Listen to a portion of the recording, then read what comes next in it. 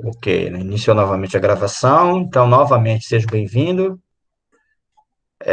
A gente vai aqui falar um pouquinho nessa aula de Código Florestal, tá? E aí, qualquer coisa, vocês podem interromper, perguntar, tirar sua dúvida, tá? Então, eu vou aqui apresentar o slide para facilitar aí a nossa conversa.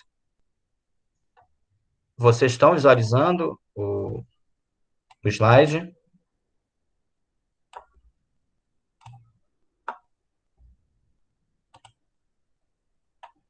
Só me respondem um ok para a gente iniciar aqui. Vocês estão visualizando o slide?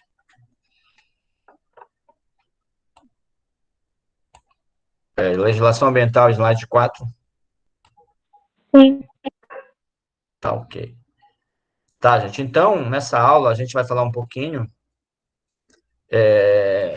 sobre a legislação ambiental, né? Só que nesse caso, a gente vai falar um pouco da Lei 12.651, de 25 de maio de 2012, que é o conhecido Código Florestal, ou alguns falam de novo Código Florestal, né? Tendo em vista que ele foi reformulado, né, do antigo código, né? E aí, depois de intensos debates, muita discussão, aí foi aprovado em 2012 esse Código Florestal, que, na verdade, ele fala sobre a proteção da vegetação nativa. Tá? Então, nesse código, essa norma, essa lei, trata de diversas situações que envolve uma realidade muito ampla, né, da sociedade. Por exemplo, envolve a própria proteção da floresta, da vegetação nativa, né, da floresta original, e também da economia, né? Porque imaginemos nós, né? A gente precisa de alimentos, né? Então esse código ele acaba regendo, né? De que forma, né? O agricultor, o proprietário das terras podem utilizar, né? O recurso natural, né? O solo, a água, né? Que está disponível no ambiente. Então esse código ele vem organizar, ele vem buscar, né? A proteção da natureza, digamos assim, tipo, obrigar ou incentivar, né, o órgão público, o poder público, a ajudar, né, os agricultores rurais a produzirem alimentos.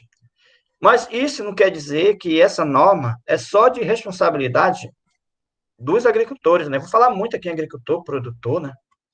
Mas essa é uma obrigação de todos nós, porque a gente está comendo a comida que vem da agricultura, a gente está usando o solo, né? A gente está produzindo lixo, né? A gente também a gente tem um papel fundamental. Eu coloquei lá no grupo para vocês uma sequência de vídeos, né? Acho que foi do IPAM, fazendo que a gente reflita, né, sobre essas questões ambientais, sobre a questão da floresta, né? Que a gente faz parte, a gente tem o papel fundamental, né? Então, só vai funcionar essa norma, só vai acontecer se realmente a gente estiver envolvido, a gente fiscalizar, a gente ajudar, né? Então, a gente, principalmente da área ambiental, a gente tem um papel ainda maior, porque a gente vai, digamos assim, ter aquele papel de gestor, de organizador, incentivador, criar ideias, propostas que possam incentivar aí as normas, os artigos, né, que está previsto aí a diversas situações aí para o meio ambiente, né? A floresta em si, né, que é o geralzão, e é o meio ambiente que está acima, né? Então, a gente aumenta nosso papel aí diante desse contexto, tá? Já que a gente estamos nos formando aí profissionais nessa área, e aí a gente, além de conhecer, a gente tem que pensar nas ideias, de que forma a gente pode proteger a floresta, de que forma a gente pode minimizar os impactos, né? O ordenamento jurídico já pensou diversos dispositivos aí para a gente usar. A gente lê a lei, a gente vê que já tem o cadastro ambiental rural, o programa de recuperação ambiental, incentiva a reflorestamento, uma série de coisas. Só que quem vai colocar em prática é a sociedade, é a gente, né? Diante de uma demanda ou diante de um cenário, digamos assim, social, né? Então a gente vai falar um pouquinho dessa norma e ele vai ser como um exemplo, né? para a gente fazer, apresentar nossas leis, né, como a gente está propondo lá no nosso calendário, né, de atividades, tá? Então, vamos aí falar um pouquinho do Código Florestal, né, que é essa norma geral sobre a proteção da vegetação nativa, ok? Aí uma imagem, só para a gente dar uma refletida nisso que eu acabei de falar, né? A floresta, ela é uma riqueza, é uma diversidade, né? Como a gente sabe, né?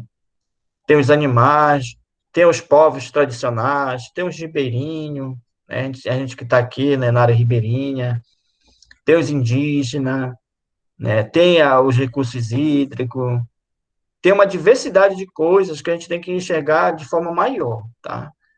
Apesar de a gente estar na cidade, muitas das vezes a gente não tem essa realidade, né? Mas é importante a gente imaginar essas situações.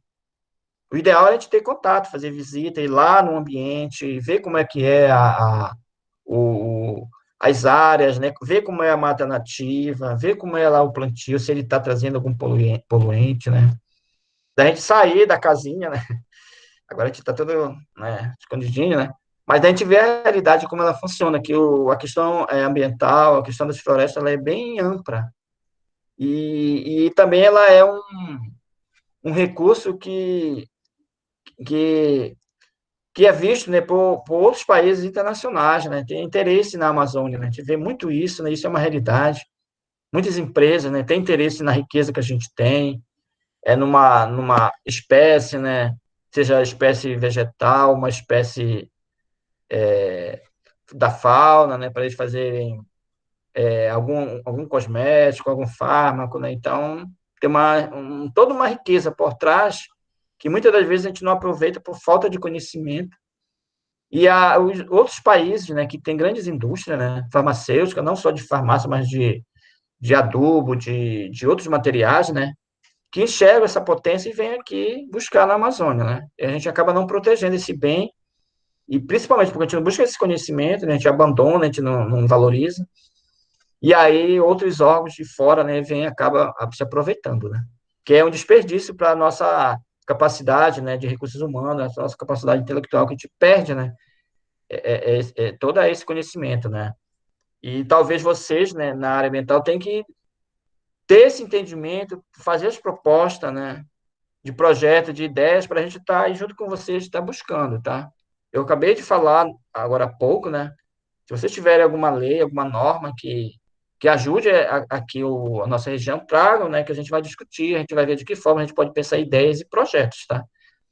Projetos que melhorem o meio ambiente, projeto que traga renda, que traga melhoria de vida, melhoria no meio ambiente, né? Então a gente tem que pensar nesse sentido também, né? É importante e é logo interessante, é legal, né? Pensar ideias que ajudem as pessoas e tragam riquezas, né? E essa imagem aí reflete isso, tá? Tá, então aqui eu trouxe um textozinho, né? Não é tãozinho, né? Mas é o geralzão de como funciona a lei, né? De como funciona aqui a Lei 12.651 de 2012, que é o Código Florestal, né? Então, logo lá no artigo 1, ele já dá o panorama geral do que é isso, né? Do que essa lei vai tratar. Então, tem alguns conceitos aqui que a gente vai trabalhar, alguns a gente vai apenas falar, né? Porque é amplo, né? A lei é grande, né? E não só a lei, mas um artigo, ele acaba reproduzindo várias ideias, né? Então, numa aula só seria impossível, né? A gente ter uma reflexão bem ampla, né? Talvez na aula de hoje a gente nem conclua, né? Tendo em vista é, a riqueza de assuntos que esse código tem, né? Então a gente não vai conseguir abranger tudo, com certeza, mas aí vocês podem estar buscando, podem estar lendo mais material, a lei, inclusive, né? E aí a gente vai estar dialogando, conversando aqui, né? Seja agora ou seja depois de outra disciplina, né? A gente não vai ter aí até o final do curso, vamos estar junto e a gente pode estar esclarecendo as informações. Então, no artigo 1, né, eu fiz algumas adaptações aqui mais bem tranquilas, mas está o geralzão realmente que está no artigo 1 aí da 12.651, tá? Então, essa norma, né, ela estabelece normas gerais sobre a proteção da vegetação, olha, proteção dela, que envolve áreas de preservação permanente, áreas de reserva legal, a exploração da floresta, né? Tem diversos tipos de exploração, né? Manejo florestal, o próprio uso do recurso mesmo, né? Então, exploração florestal. O suprimento de matéria-prima florestal, ou seja, a floresta, né? O que que tem? Como é que a gente vai usar para fazer uma cadeira? Então, aí a gente vai buscar lá na floresta, né? A madeira para fazer a cadeira, fazer a mesa, se for de madeira, no caso. Ou outros compostos aí da madeira. Controlar a origem desses produtos, controlar a prevenção de incêndios florestais, que acontece muito na Amazônia, né? E prever quais são os instrumentos, né, econômico e financeiro para a gente alcançar esse objetivo. Tem dispositivo aqui ainda que ainda está em construção, né? O governo, em muitos estados, ele ainda não tem um instrumento de como ele vai ajudar o agricultor e o produtor a, digamos, a recuperar um dano do meio ambiente, a recuperar uma nascente, a recuperar uma APP, que é uma área de preservação permanente, né? Então, falta discutir algumas coisas. E no artigo 1, ele coloca alguns cenários, né, de proteção do meio ambiente, né? Ele coloca algumas regras, né? Que envolve principalmente três mecanismos aqui, ó. O primeiro deles, que é a APP, que é a conhecida Área de Preservação Permanente, né? Então, lá no código, ele está dizendo quais são as áreas consideradas de preservação permanente. Tá? Então, a gente tem que lembrar a área de preservação, que ela não pode ser mexida, né? Não confundir lá com a unidade de conservação, né? Por isso que a gente tem que entender os dois conceitos. Aqui são áreas já previstas no código. Eu coloquei algumas aqui, tá? Por exemplo, a mata ciliar. O que é isso, né? O topo de morro, encosta, rio, lagos, né? Então, são tudo áreas de preservação permanente que a gente vai falar aqui, mais ou menos, lá na frente, esses conceitos, tá? E além da APP, que é a área de preservação permanente, nós temos a reserva legal, né? Que também tem na propriedade, que ela tem uma função. A gente vai falar também. E também a área de uso do solo, né? A gente usa o solo para plantar, né? Para a gente fazer nossa casa, para a gente criar as estruturas, né? Então, são áreas de uso restrito. E também o cadastro ambiental rural, que vai registrar tudo que tem na propriedade. Por exemplo, onde está o rio, se tem encosta, se tem morro, se tem mata ciliar, se foi delimitada lá a área de reserva legal, se está desmatado ou não, né? Então, tem todo um contexto aí para a gente discutir aí durante essa aula, né? Para a gente ter esse entendimento, para a gente justamente alcançar o objetivo da lei, que é proteger a floresta, tá? Essa proteção não significa dizer que a gente não vai usar ela, né? Porque aqui está dizendo, né? A gente vai usar, vai ter área de reserva legal, vai ter APP, vai ter área de uso, né? E o cadastro ambiental rural vai registrar tudo isso, né? E vai delimitar onde está a reserva legal, onde está a APP, onde eu planto, onde faço a minha casa, né? Então, ele está determinando lá, ele está registrando lá um desenhinho de tudo como é a minha propriedade. Vou mostrar as imagens para vocês, aí você vai entender melhor, tá? Então, de antemão aqui, nós precisamos entender alguns conceitos. O primeiro, entender um pouquinho sobre as APP. APP é a abreviação de Áreas de Preservação Permanente, tá? Opa, desculpa que passou aqui. E reserva legal é um outro conceito, e as áreas de uso, né? Eu tenho que saber alguns conceitos, que é o novo código, ele trouxe, né? Algumas mudanças e algumas atualizações do último, né? Do último que estava aí desde 65. Então, o código também previu um sistema bem interessante, né? Que é o chamado CINIMA, tá? Tem um site, né? Ele não está muito ativo, tá? Tendo em vista a dinâmica do país ser muito grande, né? E alguns órgãos estaduais, municipais, não alimentam o sistema. Mas esse CINIMA aqui, ele é um site que registra todas as informações de controle ambiental. Por exemplo, os empreendimentos que causam impacto ambiental, todos os cadastros ambiental rural, todas as atividades que poluem o meio ambiente, né, no caso da poluição do ar, tem que estar aqui nesse sistema de informação. Um sistema que avançou muito, né, que a gente vai falar, né, que, por exemplo, a gente está nessa área, né, mais específica, foi o Cadastro Ambiental Rural, foi o Sistema Nacional de Cadastro Ambiental Rural. Esse sistema ele está sendo muito útil, está sendo bem viável, né, para se cadastrar os imóveis rurais, a gente tem acesso, né, a gente tem, no caso, esse sistema de dar acesso para a gente buscar o shape, buscar a área de qualquer propriedade no Brasil. Tá? Então, todas as propriedades têm que ter cá, então ela está registrada nesse sistema. Então, a gente vai lá e busca. Que a gente vai aprender a fazer essa busca, tá? Como é que eu vou buscar meu cadastro ambiental rural? Ah, eu não tenho ainda, vou ter que fazer. O ideal é vocês fazerem o cadastro. Que aí eu acredito que vocês vão ter uma ideia lá em geoprocessamento. Então, esse é o panorama geral aí que a gente precisa entender do código, tá? Também para a gente entender o código, a gente precisa saber de algumas ideias, alguns conceitos paralelos, né? Que foi criado, né, para a gente definir realmente algumas coisas. Entre eles é o chamado módulos fiscais, ó. Ou módulo rural, módulo fiscal, módulo rural, é a mesma linguagem. A gente pega no INCRA essa lista aqui com todos os municípios do Brasil, ó. Né? Eu trouxe só um pedacinho, eu tenho o arquivo completo dele. Então, é o Sistema Nacional de Cadastro Ambiental, Cadastro Rural, na verdade. Esse cadastro rural não é cadastro ambiental rural. O cadastro rural é saber o geoprocessamento ou seja, as coordenadas das propriedades, né? Ela fica registrada também, as coordenadas dela, lá no INCRA, no módulo fiscal do INCRA. Deixa eu tentar melhorar aqui. Cadastro ambiental rural é um sistema ambiental, tá? Tá travando, gente, a fala, tá? Será que é só meu ou de vocês também? Qualquer coisa vocês me avisem se estiver muito ruim o áudio, tá? Aí depois qualquer coisa eu gravo novamente, tá? Então, gente, aqui eu tenho essa lista aqui do módulo fiscais, que é cadastro rural, tá? Que é do INCRA. O INCRA, ele faz o cadastro da propriedade, ou seja, das coordenadas das propriedades. Que a gente fala de vértice das propriedades. Ele tem isso, né, no site daquelas propriedades que estão registradas, né, e tem lá no site dele. O cadastro ambiental rural, ele é de ordem ambiental, tá? Que vocês podem fazer o cadastro. O cadastro rural e essas coordenadas do GEO só pode fazer quem tem um curso de especialização em georreferenciamento. Pode ser quem tem nível superior, quem tem nível técnico também tem que fazer esse curso. Mas o cadastro ambiental rural, qualquer profissional pode fazer, tá? Mas o que eu quero dizer aqui com esse módulo, com essa lista aqui, é que cada município tem o tamanho da sua área. Por exemplo, aqui em Abaetetuba, que eu tive como exemplo, um módulo fiscal equivale a 70 hectares.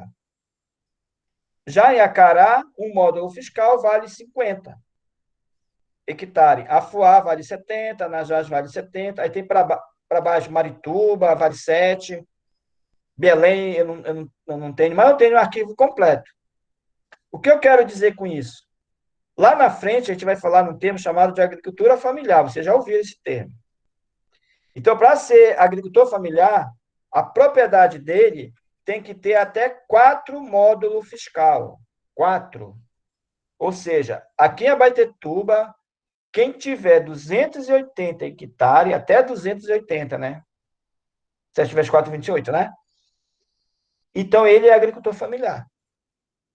Se ele for acima, ele não é mais agricultor familiar. Por exemplo, ele não tem mais direito ao cadastro ambiental rural, ele não tem direito à Pronaf, a crédito rural, né, do Pronaf, e outras coisas, né? Que aí a gente assiste o pequeno agricultor.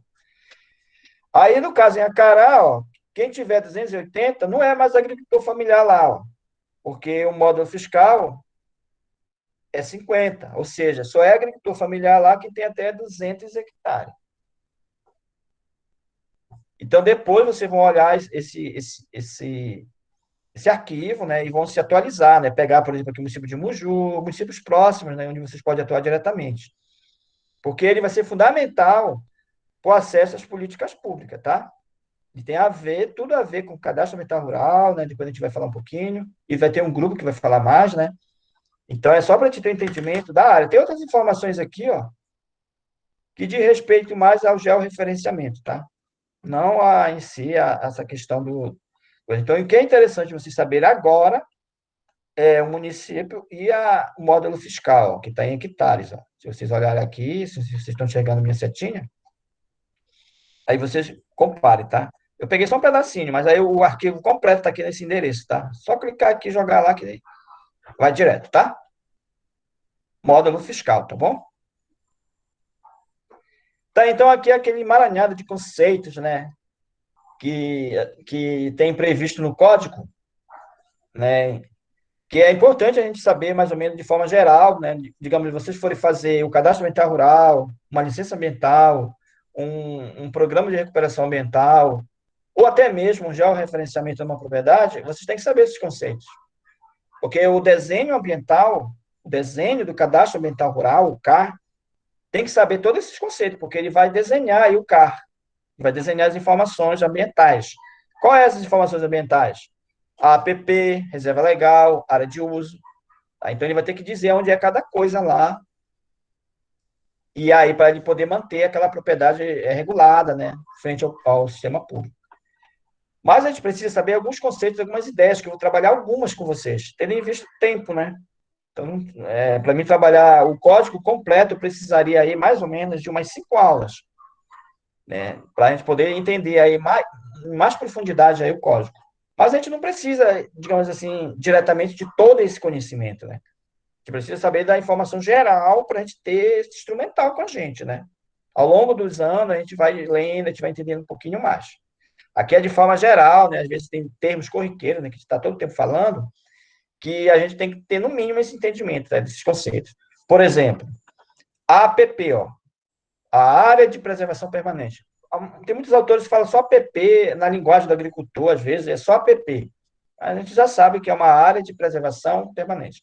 Se eu pensar lá em unidade de conservação, a gente vê lá que é o UC, né? Unidade de conservação. É diferente da APP, tá? Toda propriedade, basicamente, tem APP, tá bom? É muito difícil ter uma propriedade, principalmente na nossa região aqui, ó. Não tem um rio, não tem uma vereda naquela área alagada, aquele brejo, né? Então, geralmente nós temos alguma APP na propriedade. Além da APP, nós temos aquela outra situação, né? Que é a reserva legal. Tá? Então, nós temos que entender mais ou menos como funciona a reserva legal, nascente, olho d'água, né? Como é que funciona, as veredas, né? Que é aquela parte brejosa ou encharcada, por exemplo, onde tem açaí, onde tem miriti, geralmente é um brejo. Quando não é na área de vaza, né? Geralmente tem que ter muita água, né? Então, uma vereda. Tem uns termos mais elaborados em relação à vereda aí no Código Florestal, tá? Aqui é só a forma geral. Então, áreas úmidas, né? Aquela área alagada, né? Geralmente no Pantanal, mas nós temos também manguezais, né? Na região a gente não tem, né? Mas temos aqui em Bragança, né? Topo de morro, aqui também a nossa área é plana, basicamente, né? Mas caso tenha, né, área que a gente fala de tabuleiro, área escarpa, né? Que é aquelas áreas de morro, que é tipo uma escadinha, né? Então, são áreas que têm que ser protegidas também. Então, áreas acima de 1.800 metros de altitude, né? Do nível do mar, né? As montanhas, né? Então, são áreas protegidas, são áreas APP. Manguezais em costa, né? Tem uns termos também no código lá, mas o geralzão é isso aqui, ó.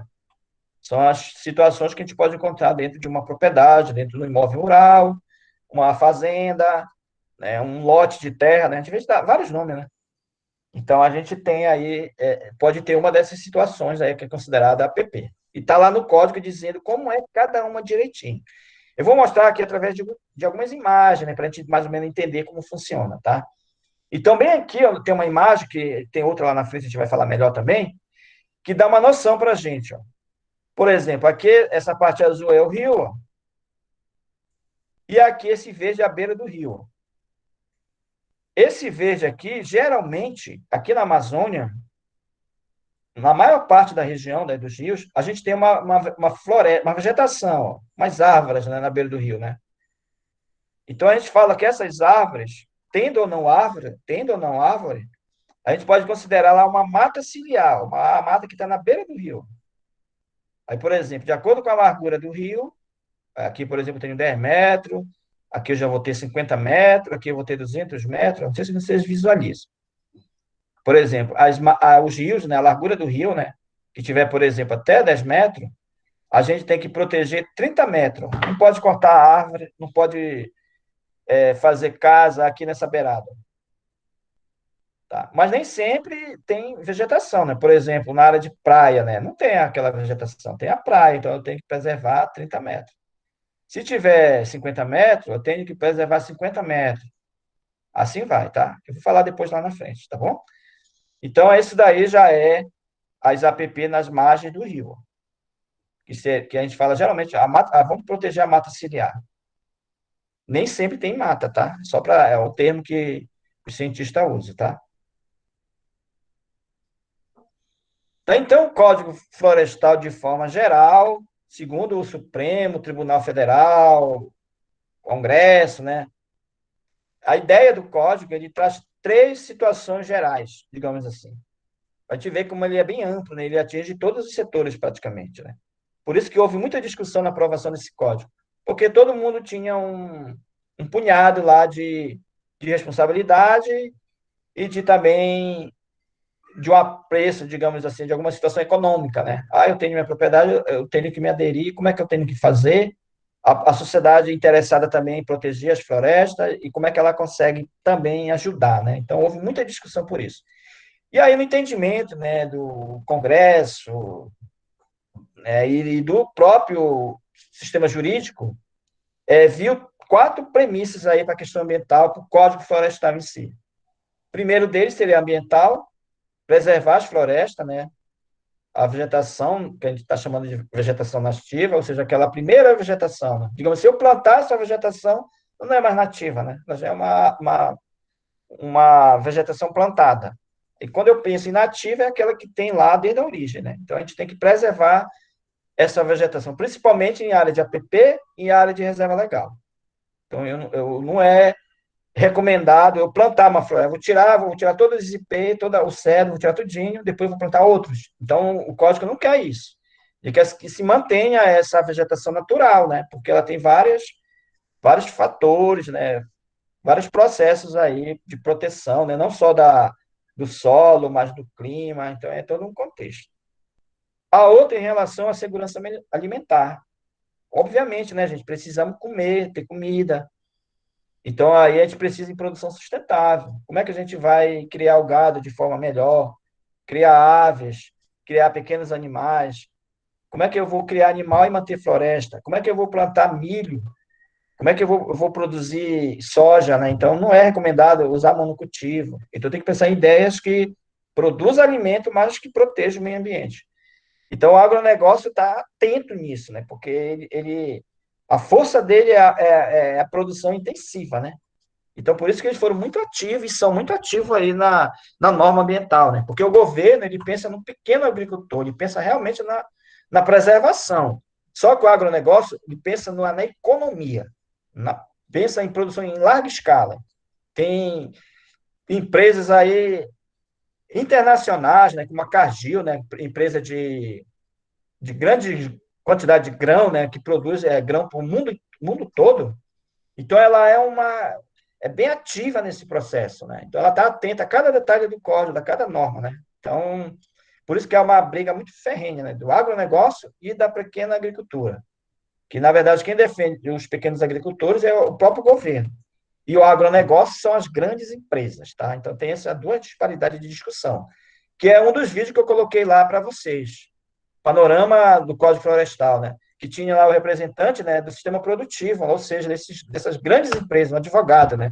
E do outro lado estava lá o Amazon representando os pequenos, né? Então, vocês percebem no vídeo que eles ficam meio que num conflito, né, mais ou menos assim, né? Das ideias, né? Tendo em vista que cada um tem um olhar, né, para o sistema, né? E nós, como profissionais do meio ambiente, qual é o nosso olhar que a gente vai ter? A gente vai olhar só o meio ambiente? A gente vai olhar só a economia? Né? A gente não está sendo formado aqui para ser o coitadinho lá que vai proteger o meio ambiente, né? E que a gente não vai gostar do agronegócio, né? A gente está se formando aqui profissionais que vai olhar, vai enxergar projeções, que vai ver a sustentabilidade, que vai pensar em economia, né? Que vai, digamos, uma palavra que você não pode esquecer, que vai pensar ideias que compatibilizem o meio ambiente da economia. A gente tem que trabalhar junto. Como a gente vai dar essa ideia? A gente tem que treinar, a gente tem que pensar, estudar, experimentar. Como é que eu vou criar gado de forma intensiva, mas eu não vou destruir o meio ambiente? Como é que eu vou plantar soja, plantar milho e não vou destruir o meio ambiente? Então, são cenários que a gente tem que imaginar e ver como é que a gente pode se comportar.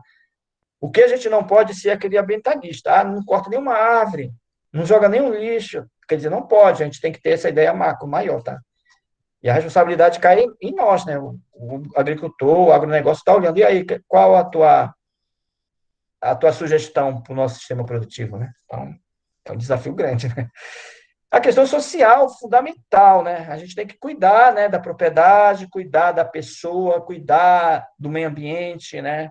Porque a gente sabe, por exemplo, se a gente desmatar para plantar soja digamos, em 100 hectares, provavelmente a gente vai acabar com o rio e essas pessoas vão beber água de onde?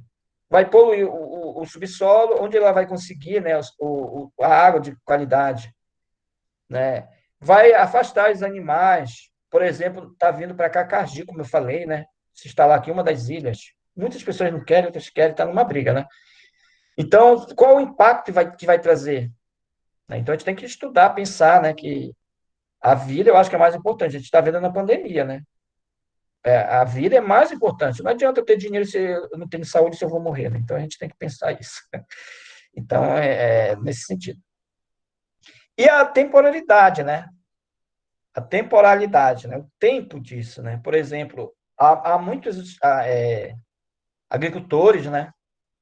Que às vezes se sentiram até, de certa forma, injustiçados com o novo Código Florestal. Uma dessas questões é em relação à multa. Por exemplo, o Código amarrou aí um período no tempo. Então, 27 de julho de 2008, a gente vai falar mais lá nessa linha do tempo. Então, aquelas pessoas que desmataram, mesmo que seja toda a propriedade deles, até, olha só a data, até 27 de julho de 2008, aquelas pessoas que desmataram até essa data, elas estão isentas de pagar qualquer multa, de pagar qualquer crime ambiental. O Código isentou, seja pequeno ou grande, ele isentou todas as pessoas que fizeram isso. Isso foi bom, porque imagine a quantidade de área desmatada que tem, imagine se eles tivessem que pagar isso, ia ser um caos, um colapso. Os ambientalistas não aceitam isso. Os protetores, né, da biodiversidade acharam isso muito ruim. Porque olha só a quantidade que teve de desmatamento e de destruição. Essas pessoas não se preocuparam. Né? Então, alguma dúvida, gente? Vocês estão me ouvindo? Pessoal, se vocês quiserem fazer alguma intervenção, fique à vontade, tá? Isso é uma coisa, uma dificuldade muito grande que a gente tem, né? Porque se nós tivéssemos na sala, a gente tem uma história, né? A gente sabe de algum caso, né? Então era o momento que a gente ia compartilhar, né? Que, eu vi tudo desmatado, então não pode mais, não vai pagar nada? Não, o código ele isentou. Lembrando, até 27 de julho. Tá? Então, a partir daí, não. A partir de 27 de julho, quem desmatar agora vai ter que pedir autorização, vai ter que desmatar só o que está lá previsto lá no CAR, lá na área de uso. O que está lá amarrado como reserva legal não pode desmatar, o que está na APP não pode desmatar. Mas o que estava para trás, ninguém vai pagar nada. Agora, quem manteve a sua propriedade bonitinha, tudo certinha, cumpriu a lei, esse que foi, digamos, o maior prejudicado, porque imagine que eu tenho uma propriedade de 100 hectares, ó, por exemplo. 100 hectares lá numa propriedade, que geralmente a propriedade tem esse tamanho, né? Imagine que um agricultor A foi desmatou tudinho essa propriedade. Então, hoje, ele não vai pagar nenhuma multa e vai poder usar toda essa propriedade. Ele vai fazer só um termo de ajuste de conduta, ou a dele, ou PRA, né? Dizendo que ele vai manter algumas áreas lá para se recuperar. Aí tem o produtor A que desmatou tudo e o B que só desmatou o que está na lei, né? Que é 20%. Deixou o resto tudinho, os 80% preservado. Hoje, como é que está a situação? Esse que desmatou tudo vai usar todos os 100 hectares para produzir arroz, feijão, sem nenhum problema, porque ele pode usar até agora os 100%, inclusive o pequeno agricultor pode usar os 100%, e esse outro que manteve, ele só vai poder usar só os 20%. Ele não vai te matar o resto, não, que não pode, porque eu não amarrar o K, quando a gente for fazer K, a gente vai ver a área preservada, a gente não pode dizer que aquela área vai ser desmatada para produção, a gente vai ter que dizer que vai ter que ser mantido. Então, esse agricultor não pode usar mais 100, só pode usar 20 hectares, que é o que está previsto no código anterior, né? Ele cumpriu a lei, aí quando é agora ele ficou fez navio. O outro que desmatou tudinho, que deveria ser punido, que deveria recuperar, né? Não vai fazer nada disso, ainda vai usar tudo. Na verdade, não é tudo, ele tem que deixar uma área lá para ser usado. Então, ele vai usar, basicamente, ele vai escolher, vou usar essa parte aqui, isso aqui eu vou deixar para reserva legal. E aquele que já tem lá tudo, só os 20% desmatado, ele não pode mexer mais no resto. Então, é isso que foi uma discussão muito forte, né? Fulano deixou tudo, fez desmatou, cometeu o crime, agora ele ainda ficou beneficiado, né? Então, essa temporalidade aí, né? Ela é fundamental. Só que a gente tem que ir para frente, né? O governo tá vendo alguns instrumentais, digamos, para ajudar essa pessoa que manteve a floresta em pé, tudo bonitinho, dar algum benefício, né? Dar algum incentivo, mas até o momento ainda não vi nenhuma atividade, né? Prática, né, que pudesse compensar esses pequenos agricultores, né, por essa problemática, né. Ou, inclusive, o código deixa aberto para os governos estaduais, até o municipal, pensar em alguma forma de compensação para essas pessoas. Aí existe até algumas formas, né, que a gente vai ver depois, mas ela é muito restrita em algumas situações, né? Não é geralzona, não tem aquela compensação, aquele dinheiro, né? Porque, digamos, quem tem os 100 hectares para plantar, ele vai ter muito retorno financeiro, né? Ele vai plantar, digamos, feijão, arroz em toda essa área. E o que tem só 20 não, ele só tem uma área pequena. Então a produção dele, entre aspas, vai ser menor. Então o governo pensa, não sei como aí, de compensar isso aí. Tem várias ideias aí, serviços ambientais e outros, mas eu não vi ainda na prática isso, tá? Porque também é muito difícil, né? Pensar em um instrumental para isso. Então, algumas apps aqui, ó, que aí seria, por exemplo, a forma de preservar a vegetação nativa, né? Os instrumentais, né? Que está previsto lá no Código Florestal para proteger, que seria a APP. A APP está lá no artigo 4, né? Ela tem uns 12 ou 13, né, tipos de APP. A gente vai falar alguns aqui, né, de forma geral. Aí, informações mais específicas, vocês dão uma olhadinha lá, né, no material. E, aí vocês vão pegando melhor. Tá, gente, quem tiver com dificuldade na internet, tem problema não, tá? Eu vou deixar gravado. Eu vou fazer o seguinte, eu vou encerrar isso aqui no máximo 6 horas. É provável de eu não terminar essa aula, tá? Aí eu faço uma outra gravação e aí eu deixo disponível para vocês, tá bom? Tentem assistir, tá, gente? Que esse código aqui ele é importante, tá?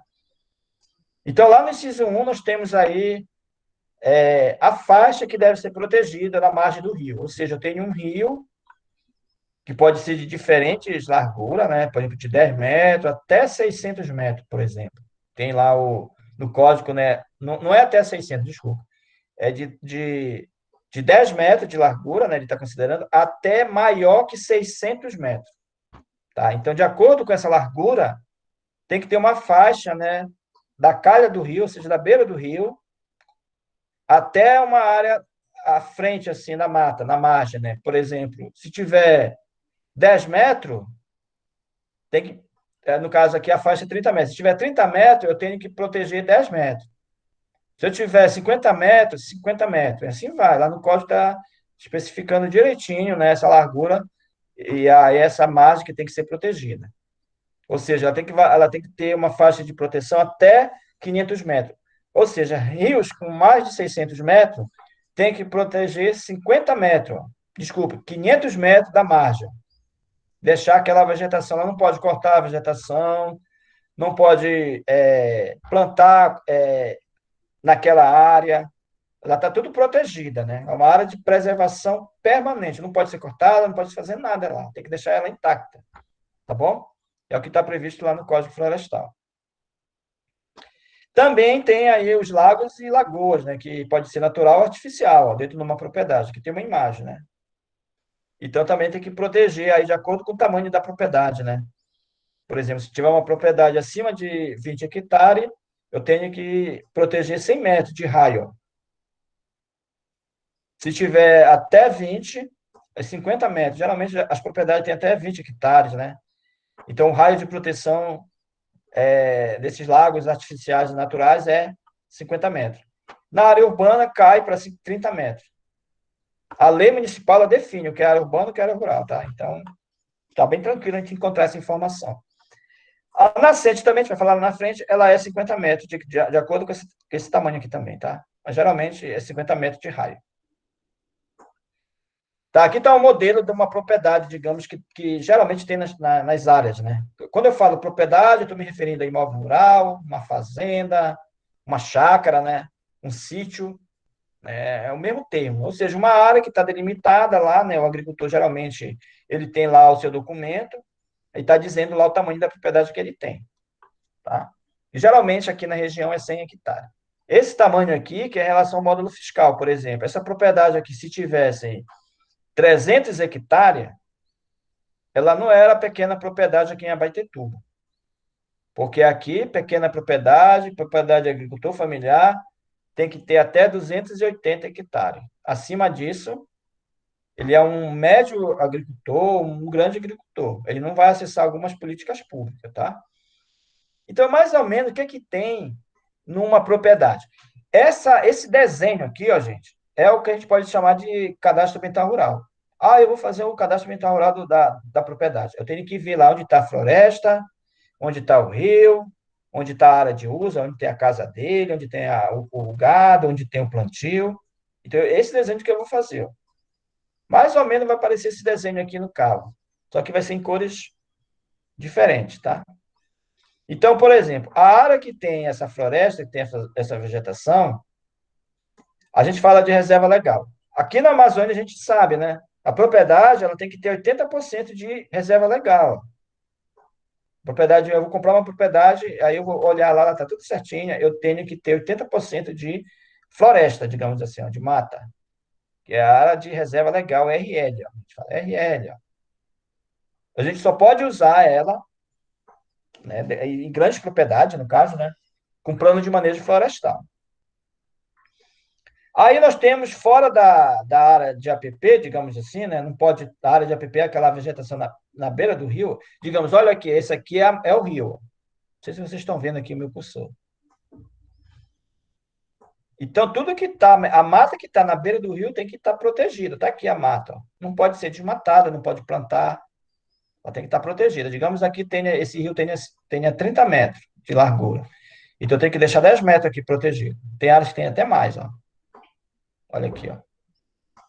Então, o rio, né, tem que manter essa vegetação, a gente chama de mata ciliar. As outras áreas que está desmatada, eu posso chamar de uso. Aí eu posso plantar a minha agricultura, eu posso criar os meus animais, posso ter uma criação de piscicultura, ter os lagos aqui para me criar, ó, porque ele está usando o solo, né? Eu posso ter minha residência, né? Então, são áreas que está desmatada. Então, essa área desmatada, de acordo com o código, digamos, ele não desmatou. Ele tem que deixar aqui 20% só. Esse daqui, se a gente olhar direitinho, não sei se tem 80% de vegetação. Mas ele tem que deixar 80%. Ok?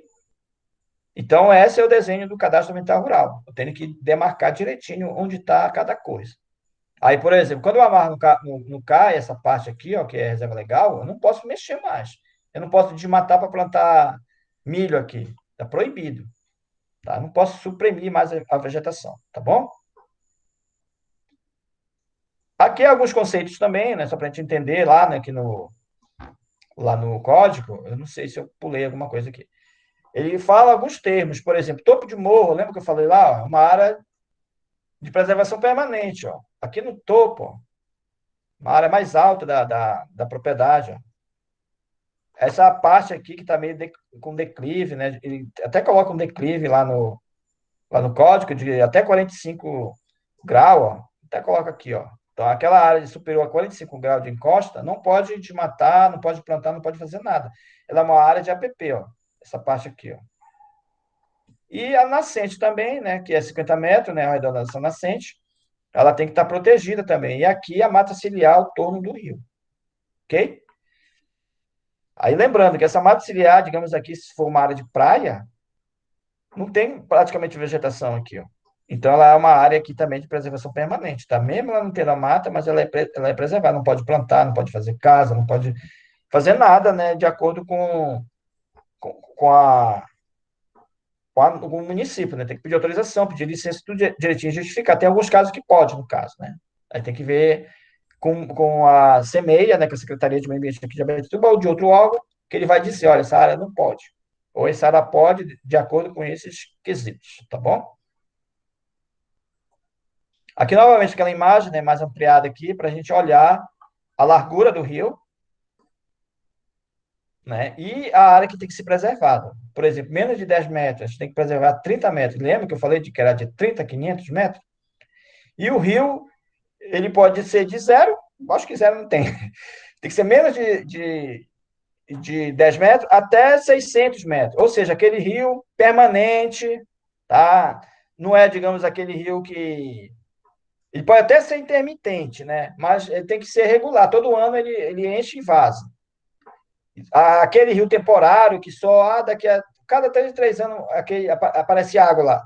Então, aí o código não considera. Só considera aqueles rios permanentes que nunca seca, ou aqueles rios que secam de forma intermitente. No período do ano ele fica 6 meses com água ou 6 meses sem água. Então, ele considera também, tá?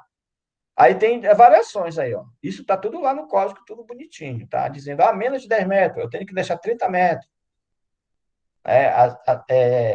Se eu tiver entre 10 a 50 metros, eu tenho que deixar 50 metros. E se eu tiver mais de 600 metros, eu tenho que deixar 500 metros de proteção, de área protegida.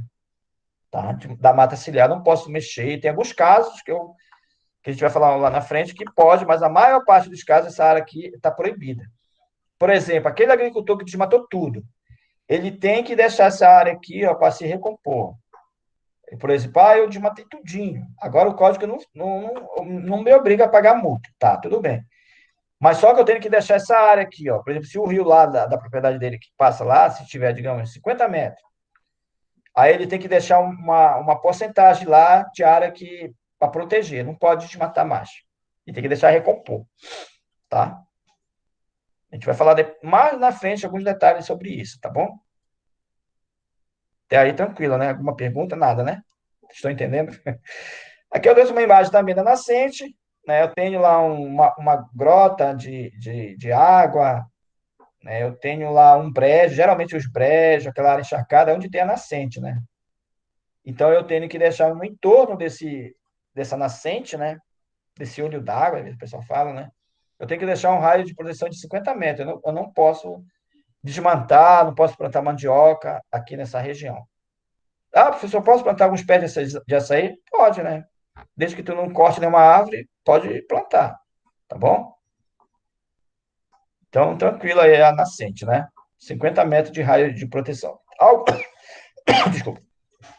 Lá no código também ele dá alguma especificação de algumas áreas, digamos, aquela propriedade que tem mais de 15 hectares, que tem mais de 100 hectares, né? Aí já tem um outro tamanho lá, tá? De algumas situações diferenciadas. Aqui é só um resumo, tá, gente? Não se assusta com esse slide, é só um resumão aí, ó. Daqui nós já falamos. Por exemplo, ele fala aí do curso d'água, a gente falou nas imagens. Ó. Por exemplo, o que era aí no código de 65 e agora atual. Então, basicamente, não mudou, né? Em relação às APPs, ela se manteve. O que mudou, que a gente vai falar talvez numa outra aula, é que a forma de recomposição, a forma de recuperação. Né? Como eu falei lá, aquela área lá de 10 metros tinha que manter 50 metros, 30 metros. Hoje não é preciso mais, tá? É manter só 15 metros de recuperação. Ele reduziu essa APP, tá? Aí a área de entorno de lago, a gente falou. Aí tem as outras situações aí de áreas de APP, ó. Em torno de reservatórios artificiais, então, em torno das nascentes, o olho d'água, restingas, né? Olha só. Basicamente não tem aqui, mas é onde tem muitas dunas. Manguezais, a gente não tem aqui em Abaetetuba, porque o manguezal a gente considera aquele que está próximo à água salgada, né? Mas a gente tem lá em Bragança, Salinas, né? Nós temos manguezais. Bordas e tabuleiros ou chapadas, foi aquilo que eu falei, aquela encosta, né? Topo de morro, monte, montanha, né? Que a gente mostrou lá, né? E a altitude superior a 1.800 metros tem que ser também preservada. Veredas, ó, que a gente falou, né? Que são aquela área brejosa. Mas aí o código ele dá alguns conceitos de outras situações, né? Mais específicas, né? Inclusive, é objeto de licença ambiental se for usado essas áreas, né? Então, aí é o geralzão aí das apps, tá? O que é fundamental a gente ter esse conhecimento, essa ideia aí das apps, tá? Busque mais informações, tá bom? Qualquer dúvida, vocês conversem comigo, tá? Então, a app não pode usar ela em casos, alguns casos específicos, né? Mas tem que ter licença ambiental. Por exemplo, o governo quer fazer uma ponte lá. Poxa, fazer uma ponte para esquadrão, para fazer o transporte de pessoal, é permitido, né? A gente precisa disso. Então, mas tem que ter uma licença, vai ter que dizer como é que vai fazer a supressão da vegetação e como é que vai recuperar isso em outro bioma, em outro local, de que forma ele vai fazer isso. Então, pode, mas tem uma situação, uma série de regras. Mas, no geral, a APP não pode ser mexida, ela é preservação permanente, tá? Então, tem que lembrar bem isso. Aquela área que está desmatada, que está degradada, ela tem que ser recuperada. Tem um limite lá que a gente vai falar depois. Ela é obrigada. Inclusive, o próprio código fala que essas apps têm que ser isoladas para ela se recompor. Foi uma certa loucura, né, do legislador na época, né? Como é que tu vai isolar, né? Então, mas criaram esse termo lá, para isolar, para recompor, recuperar, porque a app ela tem uma função assim, primordial. Ela evita a erosão, né? Ou seja, aquele rio destruir, aquele rio fechar, né? Com um excesso de sedimento, né? Ela também filtra excesso de poluente, né? Pesticida, principalmente, né? Ela tem uma série de funções que realmente faz necessária a proteção dela. Tá? Então, toda a propriedade, fazenda, qualquer coisa, tem que ter a sua APP protegida bonitinha lá, tá? Todos têm que recuperar, mesmo aquela pessoa que foi anistiada, né, que não vai pagar mais multa, ela tem que deixar recompor aí a sua área de APP, tá?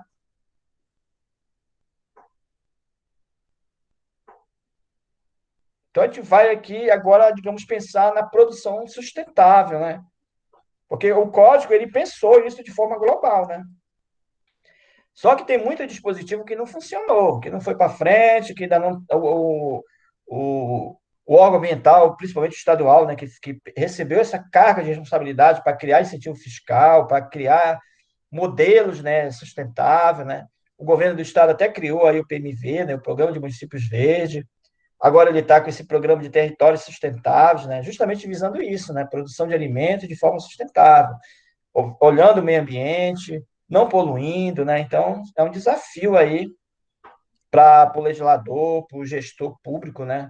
Pensar em ideias que amenizem, melhorem, né, a vida do agricultor, mas que eles consigam também produzir alimentos, consigam se desenvolver, né? Consigam sobreviver, né? Que muitas pessoas, né, vivem da terra, né? Vivem plantando, né? Então, vive de alguma forma, né? O ribeirinho, né, para açaí, cacau, trazendo para a cidade, então ele vive disso. Então, só que digamos assim, não é fácil pensar as estratégias, as ideias para levar até o agricultor. E nós, como profissionais ambientais, né, a gente tem que ficar atento, né, no sistema público. Pois qual é a política que o governo está criando, implementando, né?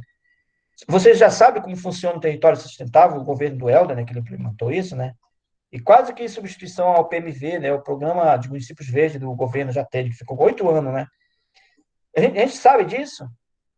Se a gente não sabe, a gente vai ter que buscar essa informação, né? Porque são estratégias que o governo cria para ajudar, né? A questão ambiental aí principalmente na área rural. Tá? Eu estou pensando aqui é o setor rural, né? A gente está nesse momento agora no Código Florestal pensando nisso. Quando a gente for pensar lá na água, lá no saneamento, a gente vai pensar a questão urbana, né? O saneamento envolve lá a drenagem, envolve os resíduos sólidos, envolve a água, né? Então, a gente vai pensar nesse sentido. Mas agora, no código, a gente está pensando a produção sustentável. Quem vai implementar isso, de forma jurídica, é o governo. Mas, de forma complementar, suplementar, pode ser ONG, pode ser setor privado, como, por exemplo, em Amazon, né, que eu mandei um vídeo para vocês, estão fazendo algo, né, com recurso do próprio governo, né, para ele estar implementando algumas ações aí em relação às florestas, né. Ou uma comunidade também, fazer um projeto, e ela submete ao governo do estado ou outro setor para levar para sua comunidade. Vou levar aqui algo para minha comunidade. O governo, aí vamos ver lá se o governo do estado tem recurso, se o governo federal, se o Banco da Amazônia, se outro setor tem recurso para implementar a minha ideia. Ou se tem no IFPA algum projeto, né, que possa levar para a minha comunidade. Eu sempre estou aberto aí, quem quiser, né, alguma ideia, mande para mim. Eu não vou garantir fazer o projeto, mas eu prometo que eu vou pensar na estratégia, na ideia, tá? com muito carinho, né? Porque eu sei que a gente tem essa responsabilidade, né? A gente tem realmente esse desejo de ajudar. Então, de forma sustentável, né? O governo pensou, de forma global, o código, né? Lá no seu artigo 9, sobre a intervenção da APP, né? Foi uma primeira estratégia que já vem sendo criada há muitos anos, isso não é de agora, não. Justamente intensificar a proteção das APP nas propriedades. Pensar em estratégia para ter acesso à água, aí ele vai abrir algumas situações. Por exemplo, tem alguns produtores que precisam daquela água, precisam lavar o gado para tomar água lá na beira do rio, né? Eles vão pisar, eles vão destruir um pouco a APP, né? Mas eles precisam tomar água, né? Aí eu preciso ter o meu barquinho lá, minha casa também, né? Então, o governo pensou em estratégias, como ele chamou de baixo impacto, né? Lá no artigo 9 ele listou algumas situações que esses impactos eles são permitidos, né? Por exemplo, eu vou fazer a minha casa, mas eu vou de matar uma área pequena, né?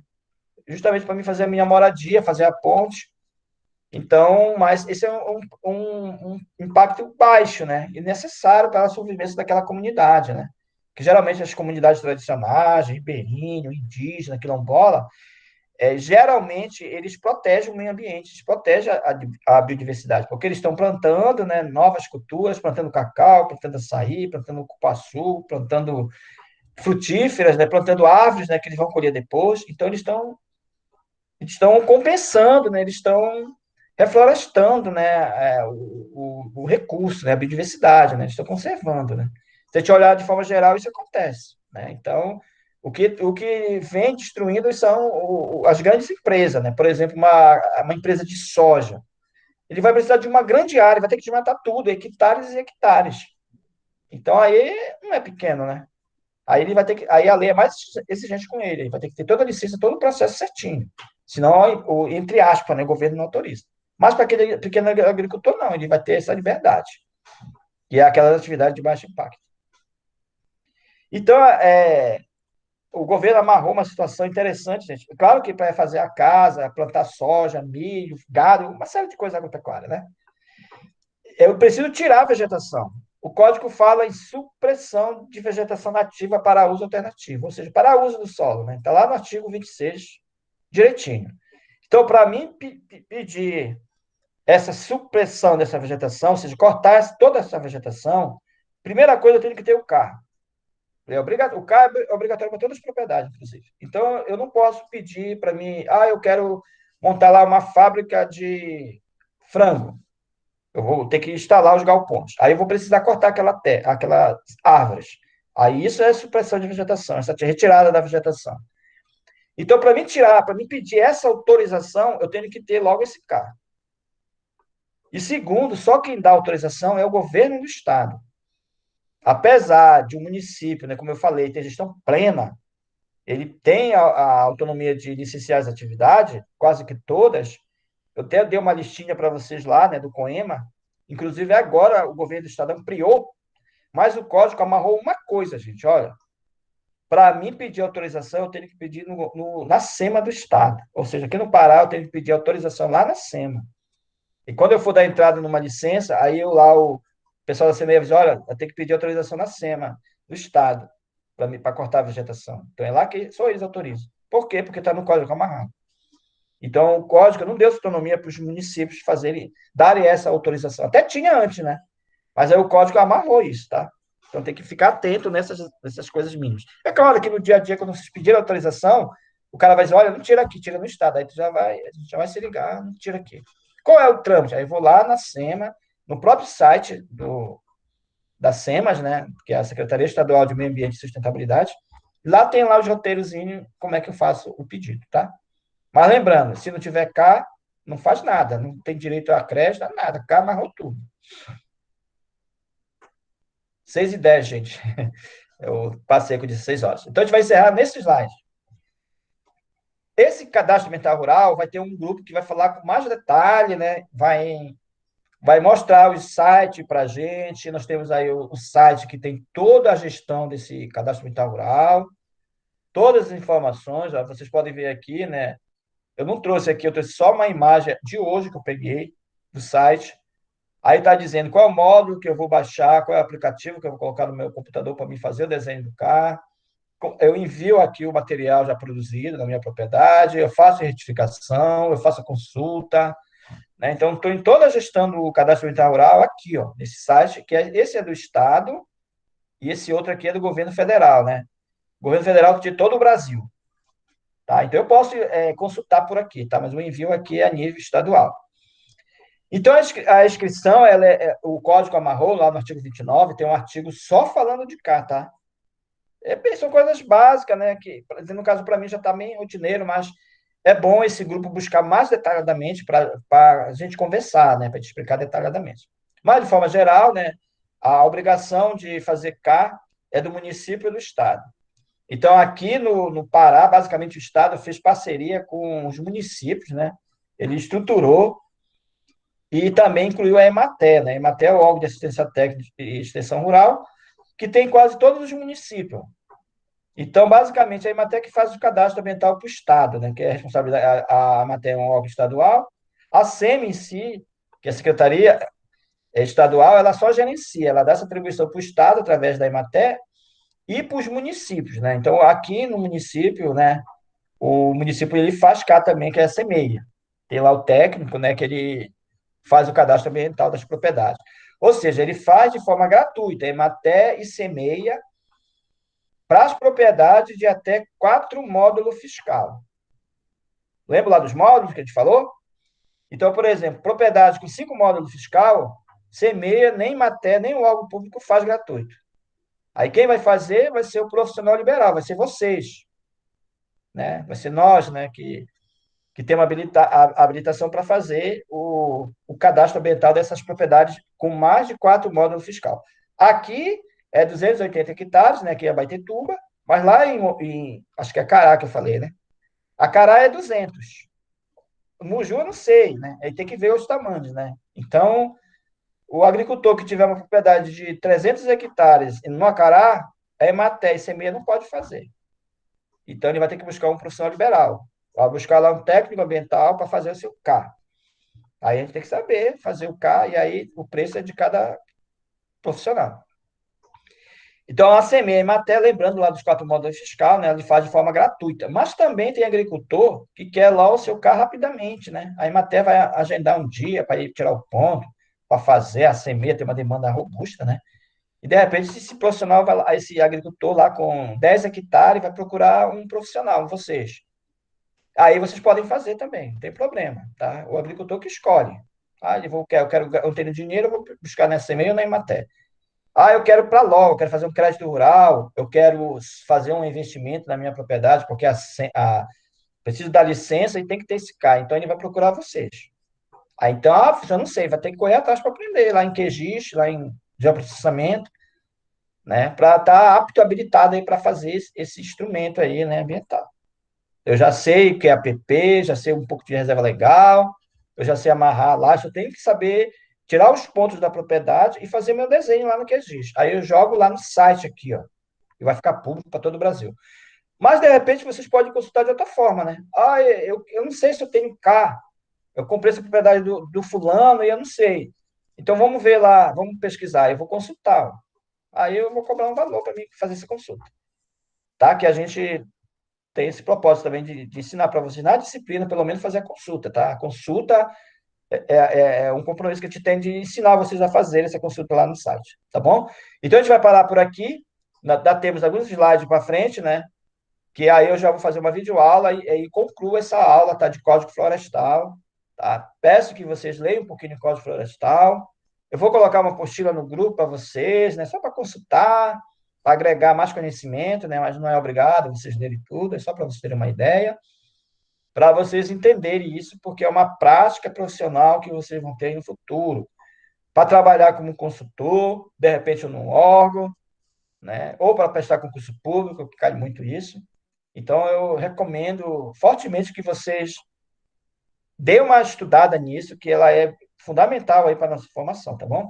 Qualquer dúvida, vocês coloquem no grupo, vocês, na próxima sexta-feira, vocês já tiram comigo, né? E a gente vai esclarecendo da melhor forma possível, né? Pelo menos de forma geralzona, né? Para vocês entenderem esse assunto, porque ele é muito lindo, né? É muito importante.